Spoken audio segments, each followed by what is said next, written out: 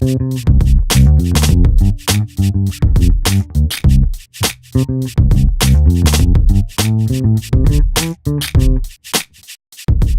to Ty and Sky's Health Pub. Picture this scenario. There is a tornado spotted near your house, or your car, or the mall you're at, or your friend's house. Wherever you may be, there's a tornado nearby. What do? Well, to help answer that question, actually, we are here with Juli, and Juli is actually a part of the Emergency Preparedness and Response section at the North Dakota Department of Health, and she'll be here to answer some of those questions that we've always wondered. If a Sharknado approaches us, what do we do? I'd be more than happy to help.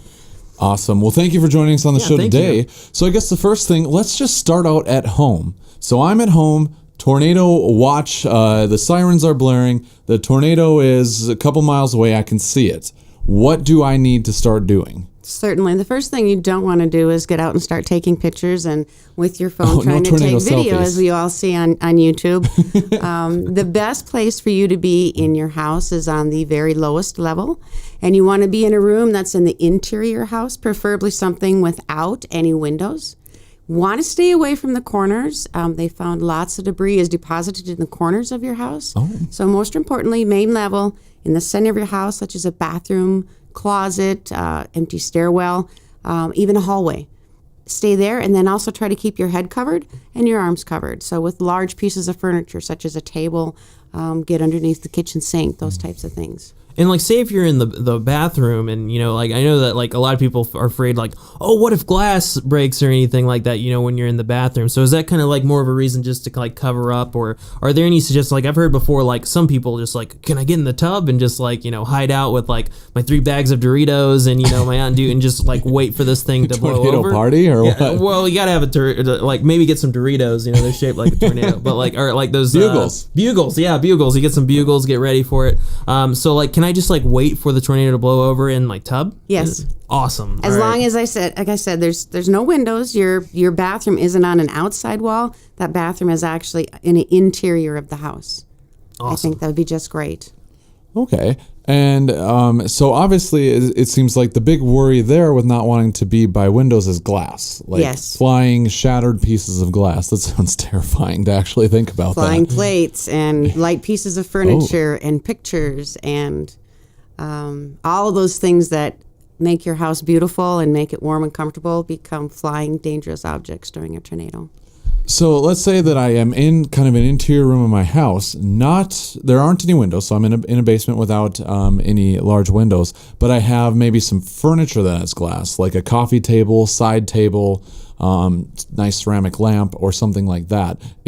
Should I take the time to move that stuff out of the room I'm in, or what's the protocol there? It would all depend on how close the tornado is. I would certainly take the time to move it away from you. Cover it up. If you have a sleeping bag, get those glass things covered up, and so that they don't become sharp, movable objects, a little more blunt. But if there's time, either choose a different room or get those out of there. Okay.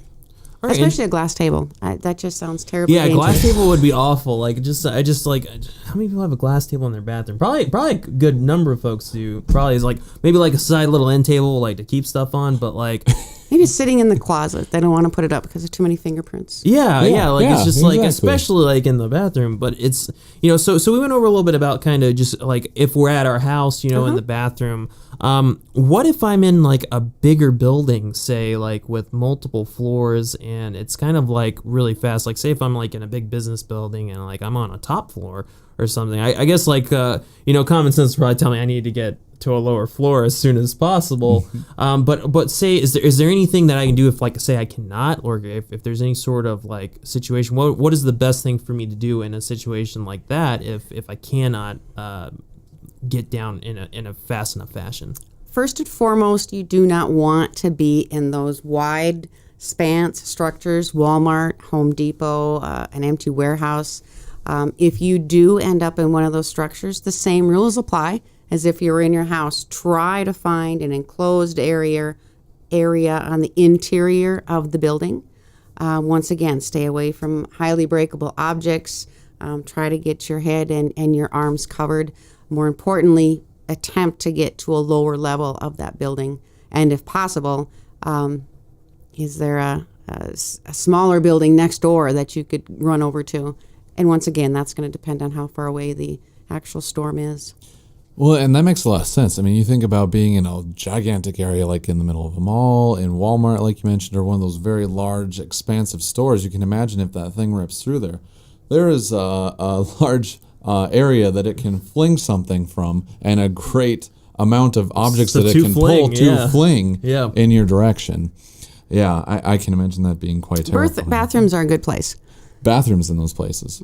All that plumbing for the bathrooms, go straight up the building. That's sturdy, structured area. See, that's a good idea. So like, make sure that if you have like a house or if you're living somewhere, make sure that thing has a bathroom, like for sure. Yeah. Like, or make sure you know where the bathrooms are. Or make sure you know where the bathroom is, and like make sure like especially if you have a bathroom like in a house, like make sure it's on the first floor too. Make sure there's one there just in case. Or a small room, closet. Or small Build room. a small closet. Yeah, see, there you go. All sorts of stuff. And I guess like in terms of buildings, unfortunately, like we're not always lucky to be in a building at a time of an event. So what happens if, say, we're in a vehicle? I would advise you not to try to outrun the tornado, whether you're in a vehicle or especially if you're on foot. Tornadoes tend to be very versatile. In other words, they change speed very quickly. They change direction as quickly. And so if you're in a vehicle, the best thing for you to do is to get out of that vehicle and find the lowest geographical place possible, down in the bottom of a ditch, in a lower land area. But as you're getting down in the bottom of the ditch, you also want to be aware of flooding. Of course, you don't want to be laying in the bottom of the ditch on your stomach if there's flooding that's going to happen with that tornado. So keep your eye out for those types of things. Low-lying areas. So definitely not like a situation like in Twister where I should go tornado hunting and like kind of, try to monitor tornadoes. So I should probably leave that to the professionals. You should. Then. So Although seeing flying cows would be fun, wouldn't it? I've seen flying sharks on movies, so I mean that's kind of cool too. So I don't know. They did have a flying cow, I think, in Twister, if I recall. They did. Just one. That was something else, but like, maybe we could just make some like soda cans and track it and all that stuff. And, and it was pretty wild too. It was pretty wild. So, all right. So say if I'm in a car, then of course, then I'm going to go to like a ditch, get to the lowest elevated place that I possibly can. Yes. So what if I'm like, I guess, am I kind of sold out of luck if I'm like, say like in the plains here, we might not have a whole lot of ditches, not a whole lot of elevation differences, might just be flat. Kind of what could I just start? Should I start digging? I guess should I just start going for like with my fingers, like just what do I do? In that situation. Obviously, you want to look for some type of heavy structure. Maybe there's a house close by, a smaller building close by, like we've indicated, with getting into the interior of those structures. Other than that, you're going to have to rely on the area that's there. Okay. I just do not recommend trying to outrun that tornado. You're better off to take your chances lying flat on your stomach on the ground. Could Usain Bolt outrun a tornado? No. No. Okay. You're curious in the answer too. You were like, because we both leaned in. We're like, how fast can it? It's like, and just like maybe like a McLaren or something, like, or like a really fast car, or maybe a NASCAR, like. I said no very quickly. I'm not sure. I wouldn't recommend taking the chance. And let's discuss mobile homes. So if I'm in a mobile home, evacuate. Mobile homes, RVs, even the Greyhounds that seemed so big and mighty. Evacuate that vehicle. Once again, get to a low-lying area, or get into a house structure, get into a cellar if that happens to be something out there on the prairie where you're camping, but get to someplace other than that mobile home or the RV. Those are not good places to be in a tornado. And is there anything like we always usually hear about some kind of sometimes you might be like, all right, I got a medical kit or something like that. Is there any sort of thing as a tornado preparedness kit? Like, is there anything that I should be looking to buy? Like, maybe like, do I need like a pack of flares? Like, especially in an area very like frequent. I know like other places like they have hurricanes. Like people might have like something ready, or during winter they might have like a collection of stuff in their car. Is there ever anything like, I guess during the times where tornadoes are most prevalent? Is there anything that I should be looking for in terms of if I wanted to buy something to help alleviate some of the burden of dealing with this issue? Is there anything that I should be looking to buy? I always recommend that everybody have a small first aid kit on hand in your vehicle, in your homes anyway. The time to prepare for a tornado is now, not when the warnings come across the news. You need to look at things like your pets. What will your pets need if you are out of electricity and out of just general necessities for 2 or 3 days? Do you have any medications, prescription medications that you are going to need for 2 or 3 days? Emergency phone numbers. Keep those all very handy and in a place easily accessible, such as in your phone, or if you decide that the bathroom is going to be the location that the family. Another thing is to plan with the family about where you're going to go. If the kids are outside in the yard, they need to know that it's time to come in and come to this meetup location. But put those lists together now and exercise them. Make sure that your family is aware of what your plan is so that at the time of the emergency, nobody's caught off guard. And at what age do you think you can start speaking to children about tornadoes, or you should start speaking to children about tornadoes and developing that family plan? As soon as, my personal opinion, as soon as that child can be left alone for short periods of time, that would be my suggestion, to start talking to your children about emergencies. There's fire emergencies, there's flooding emergencies, there's active shooter emergencies. I know they're all very scary, and as parents, there are many sites and informational places to go to help explain those things to your children. The sooner they are prepared, I think the better off you're going to feel about them having that information, the correct information. Yeah, and I think that it can be, uncomfortable to talk about such hard situations, because it's kind of like you are forcing your mind to go to a dark place that you really don't want to spend much time in about this stuff is real and could potentially happen.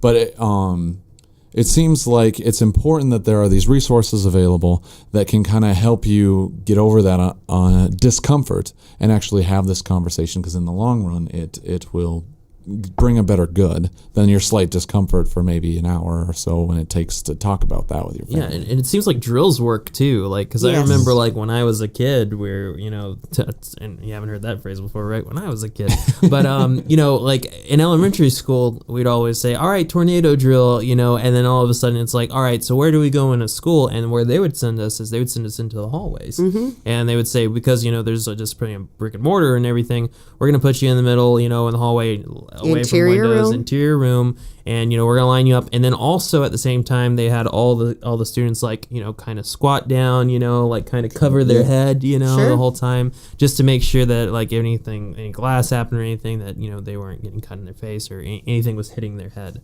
Yeah, so good information. Good school you went to. Oh yeah. See, I made it today. I survived tornadoes.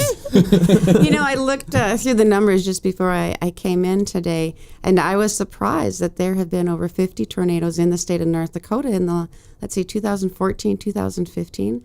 Wow. I certainly didn't hear about 50 tornadoes, but that's a surprising number for the little geographical area that we have in it. Yeah, I wonder like how many of them is like one person seeing multiple of them, like in the same area, where it's like, all right, I got to report this one. I got to report this one. There's 2 today. It's like, I'm keeping an eye on it, but I don't know what's happening with it. I've lived in North Dakota all my life, and I have yet to see a tornado in North Dakota. I went all the way to Colorado and saw a tornado, but have not had that privilege here in our own state.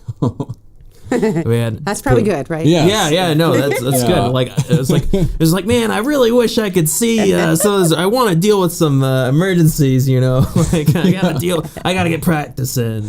Have either one of you seen one? I've seen tornado. Have you? I did get to see one near Grand Forks one time. Mm-hmm. Yeah, it was a ways out, but they are alarming to witness. That's for sure.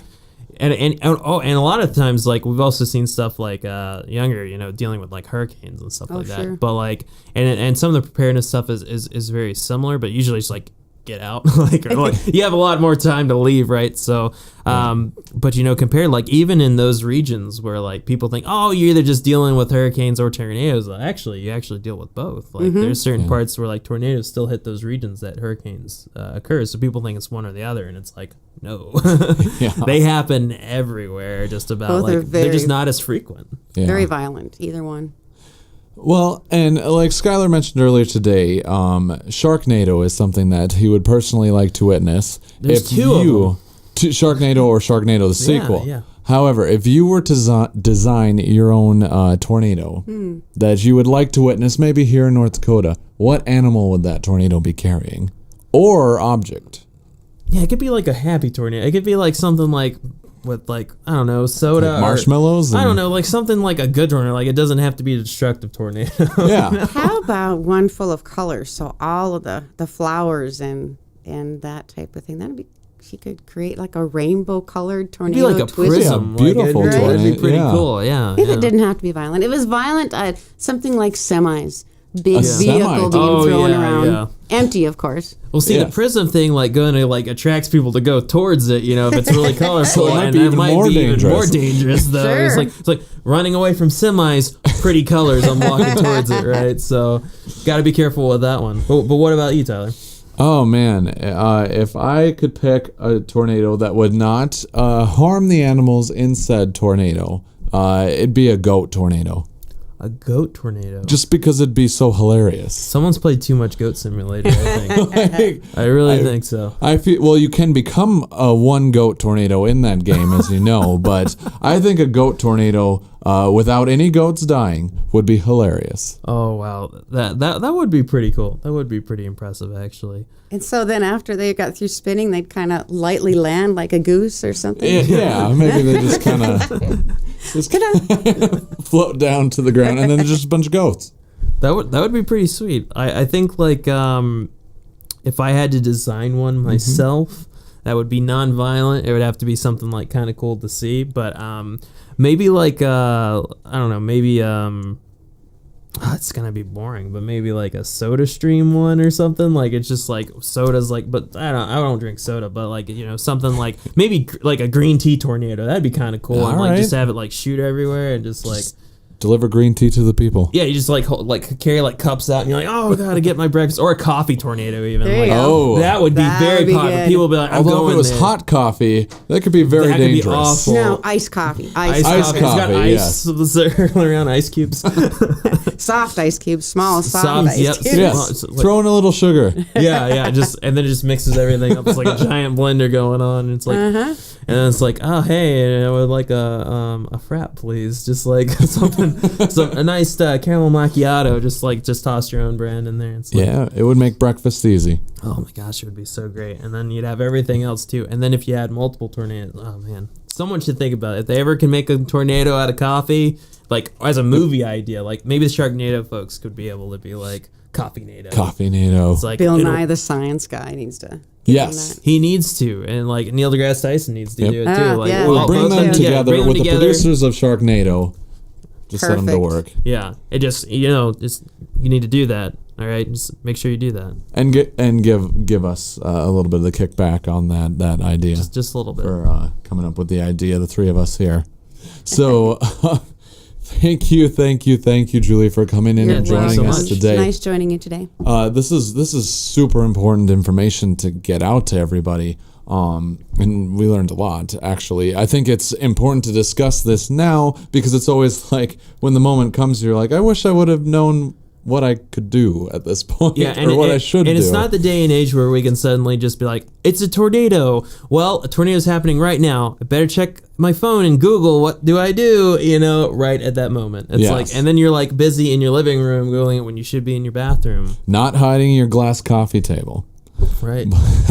But yeah, if you like what you saw here, you can like us below, hit that subscribe button. You can comment, let us know if you have any questions about tornado preparedness. And check out our podcast on places like Stitcher, Podbean, Google Play, iTunes, YouTube, and other podcast locations. So thank you. And have a good one.